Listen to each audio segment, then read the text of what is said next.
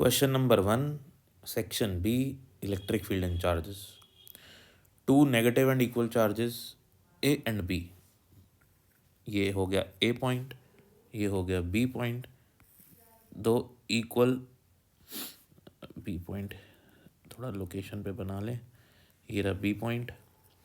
हाँ, two negative and equal charges. लो जी, नेगेटिव और इक्वल चार्जेस हैं, फिर क्या करें, उनको डी डिस्टेंस दूर रखा है, ठीक है जी. थर्ड चार्ज में भी at equilibrium at a position. तीसरा चार्ज कहाँ पे होगा, इक्विलिब्रियम पे. इक्विलिब्रियम का मतलब तीसरा चार्ज वहाँ रखूँ जहाँ उस पर लगने वाला टोटल फोर्स जीरो हो. तो ऑफ कोर्स उसको कहाँ रखूँगा, उसको रखूँगा मैं बिल्कुल सेंटर पे. क्यों? क्योंकि ये वाला चार्ज इस वाले चार्ज को अट्रैक्ट करेगा, ठीक है. और कितना फोर्स लगाएगा, ए वाला चार्ज लगाएगा F A force, K Q Q by D by two का होल स्क्वायर, क्योंकि बिल्कुल बीच में रखा है. बी वाला चार्ज क्या करेगा, इसको अट्रैक्ट करेगा, क्योंकि ये पॉजिटिव है ये नेगेटिव है. तो बी वाला चार्ज कितना फोर्स लगाएगा, K Q Q by D by two का होल स्क्वायर, वो भी इतना ही फोर्स लगाएगा.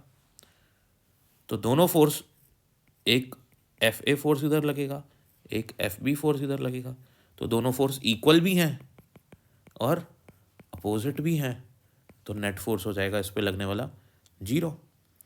तो जब इस पे लगने वाला नेट फोर्स जीरो होगा तभी हम कहते हैं कि ये वाला चार्ज किस पे होगा, इक्विलिब्रियम पे. किस पे होगा, इक्विलिब्रियम पे. तो इक्विलिब्रियम की कंडीशन ही ये है कि किसी बॉडी, अगर कोई बॉडी इक्विलिब्रियम में है तो उस पर लगने वाला टोटल चार्ज या टोटल फोर्स उस पर लगने वाला ज़ीरो होता है. वो कब होगा, जब हम उसको बिल्कुल सेंटर पे रखेंगे.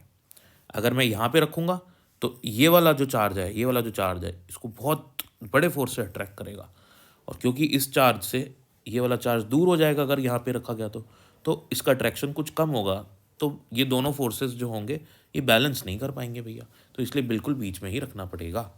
तो इसलिए इसका राइट ऑप्शन हो जाएगा फर्स्ट वाला, कि मिड